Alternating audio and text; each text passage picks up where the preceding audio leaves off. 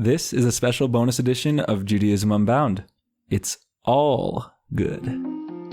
Welcome back, everyone. I'm Lex Rofeberg. And I'm Wendie Bernstein Lash.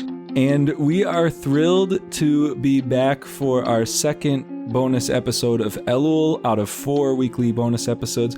The title of this is It's All Good. Emphasis on the all. And it's a cryptic title, a little bit.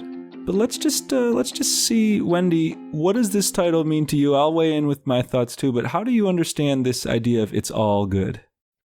You know, not just Judaism, but many traditions have this sense of this is what you do and this is nice and sacred over here. And when you do that, that's profane or that's not sacred. We have Havdalah. You separate Shabbat from the regular days. So, you know, we've got ideas that are given to us that some things are at a higher level of sacredness or sanctity than other things. And what the title says to me is that's bull. I'll say that's bullshit. I can say that, right? Preach. I've always been a bit of a rebel, so I guess I'm a rebel spiritual director.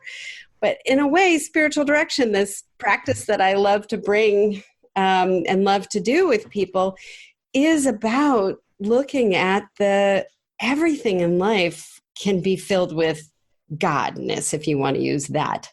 You know, everything. I mean, we even have in our liturgy a Shir which is the sense that Judaism does say that it's all wonderful.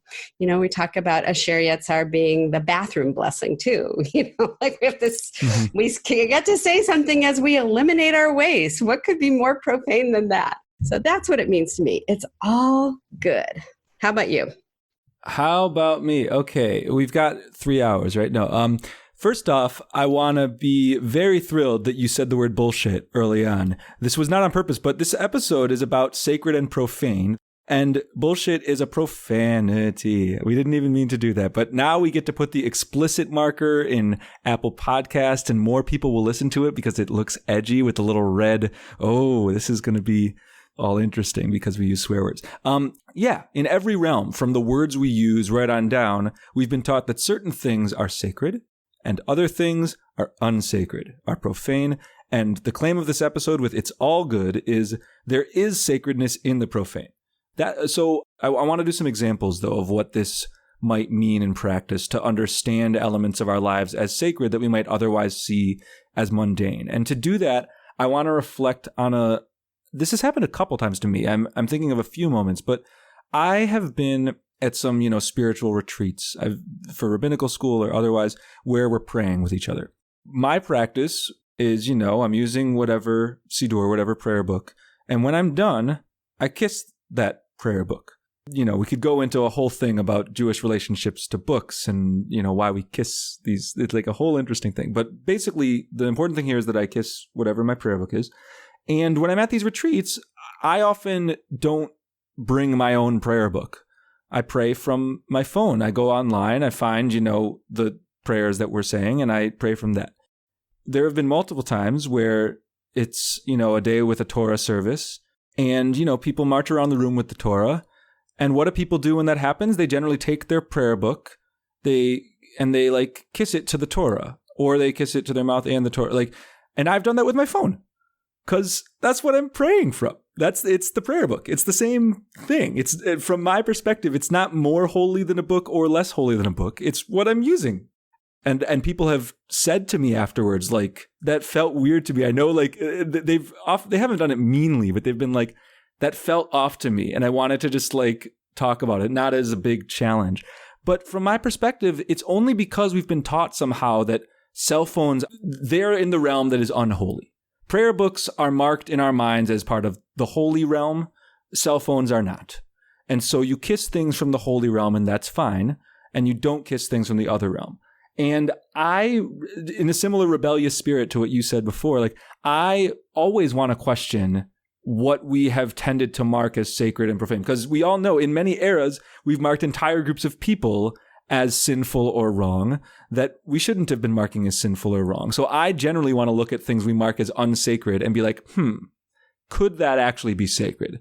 And maybe are there ways in which the things we think are sacred over here actually have some huge issues? Like, I want to be on that playing field.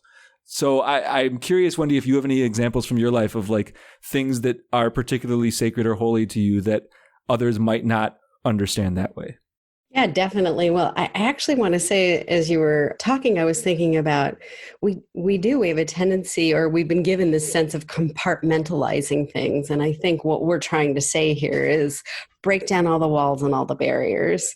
So for me, early on, I recognized swimming as a spiritual practice.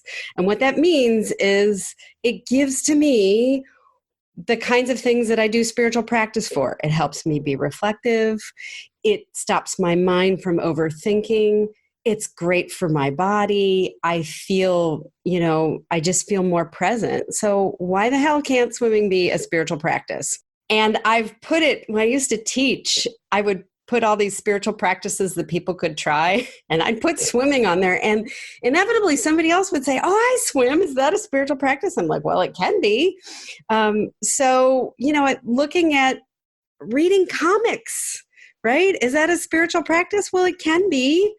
What is it that animates you, that makes you feel alive, that makes you feel more present, that makes you feel the holiness in the sacredness in this moment? I think almost anything could be in that category. Yeah, I mean, I love your response of it can be.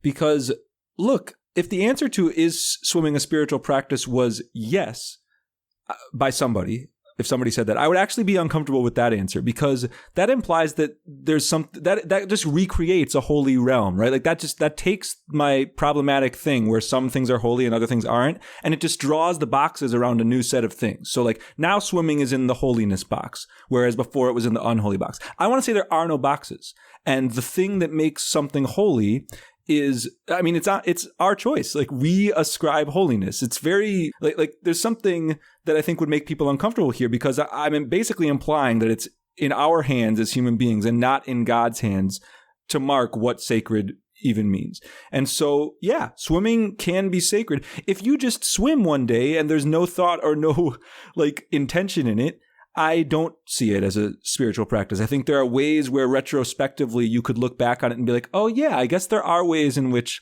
this connects me to my body, and even just immersing in water. There's ways in Judaism where immersing in water, of course, is understood to be a process that can be connoted holy. But like, that's not the game. I don't want to do that. I want to say like, wow, we already in our lives do all sorts of things on a daily basis that, if we choose to, if we take that it can be approach of holiness, we can make those spiritual moments. And it's not that we need to wake up and be like, oh my gosh, I'm brushing my teeth and this is a transcendent interaction with God. And then I'm pouring my cereal and that's also a transcendent interaction with, like, by the way, if that's how somebody lives their life, like, cool. I don't have a problem with that, but that's overwhelming to me. But what I can do is I can here and there step back and be like, I noodle on my keyboard. I noodle on my piano at home regularly, like very regularly, every couple days at least, even more under the pandemic. I experience something deep when I do that. And there's not always words. Sometimes there are words that I feel like I'm thinking about or that I'm singing, but there's something deep happening. And I've started, as I begin that noodling, to like permit myself to enter into a holiness experience, to understand what I'm doing in a similar sense to how I understand myself walking in to a prayer service, to, whatever other realm that's like more obviously holy.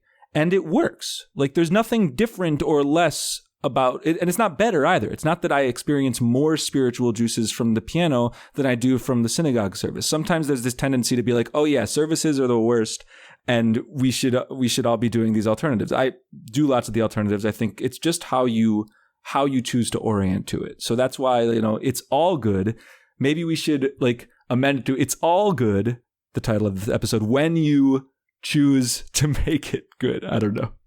Well, it certainly brings the concept of kavanah, of intention, the Hebrew word kavanah, that when you put an intention to something, that already aligns it to be, you're creating the container and the orientation to make it so. I also think there's something about when we do things over and over again, we get dulled to them. They're not new anymore, so we're not as awake. And it's funny, I didn't think about bringing this up as an example, but because I haven't done it in 4 months, when I started indoor rock climbing, I'm like, holy cow, this is a spiritual practice. I was just doing it because I wanted to be stronger and cooler. But it was, I got to think about this wall and where I'm going. And so all the crap that I've been thinking about and worrying about of the day has to go away. Otherwise, I'm not going to make it up. Yeah. And so, I realized that I think it lost a little bit of it as I started doing it over the years. But the first few climbs were like spiritual experiences for me because I was so one with the wall. It was amazing. Discovering something new inside of us, some new experience awakens us in ways that doing the same thing over and over doesn't necessarily. It's not saying that, hey, if you love to do this and you love to do it every day and you love to do it every week or whatever, you're not supposed to be, that's no good. It's just saying that we do have a more awake quality when we're trying something new, when we're doing something differently. And that then invites us to, we have to be more present, and we can be then maybe more fully into the experience. Then, I know this prayer, I can just say this and my mind can be tripping someplace else and not really focusing on what I'm saying. We love and endorse wordplay on Judaism Unbound and on Elul Unbound. And you self-identified as a rebel at the beginning of the episode. I also identify as a rebel for a variety of reasons, especially as a Jewish rebel. And I want to do a little wordplay thing. Wendie, that cool? Sure. Sweet. So, and by the way, this is a wordplay that I think is particularly worth doing in an episode about inverting sacred and mundane, or sacred and profane. So, rebel, if we were to break it down into Hebrew constituent parts, which is a silly thing to do on one level, right? You're taking a mundane language, in quotes, English, and you're converting it into Hebrew, which is of course understood as Lashon Kodesh, the holy tongue. So like, how dare you on one level, right? But I'm going to do that. So rebel, if you were to pretend it's Hebrew for a second, you could see Reb, so Rebbe, and El. El is a word for God. So here we are thinking that rebels are those who are problematic and don't play by the spiritual rules and are positioned by authority figures as somehow being wrong and straying from what's holy. Actually, here's where the wordplay comes in. Like, they are Rebbes toward or for El. So my claim and the core claim of this episode is that when you find that cell phone you're going to kiss, or when you relate to swimming or rock climbing as that deep spiritual practice, you're not diminishing the spiritual practices like a synagogue service, those pieces of meditation, those that are like more readily understood as spiritual practices. It's not that you're like saying, screw you to God, to go profane again. No, you are elevating the holiness in something that has otherwise been seen as lowly and mundane. What's the thing that you did earlier today that you're going to do tomorrow that you didn't think of as holy, that like tomorrow you're going to relate to as a sacred thing? Could be the brushing your teeth. I said that as like a joke earlier, but like maybe it is the brushing your teeth. Maybe it's something else. Thanks so much for tuning into this episode, this bonus episode. We've got 2 more coming.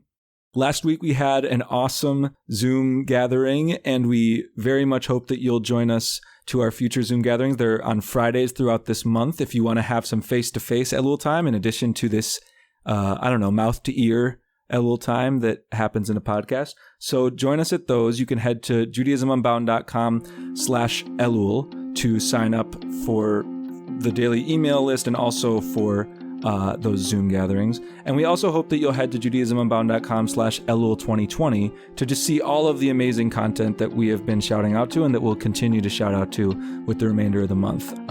It's been fun so far, and we hope you'll join us the rest of the way. So with that, thank you so much for listening, and this has been Judaism Unbound.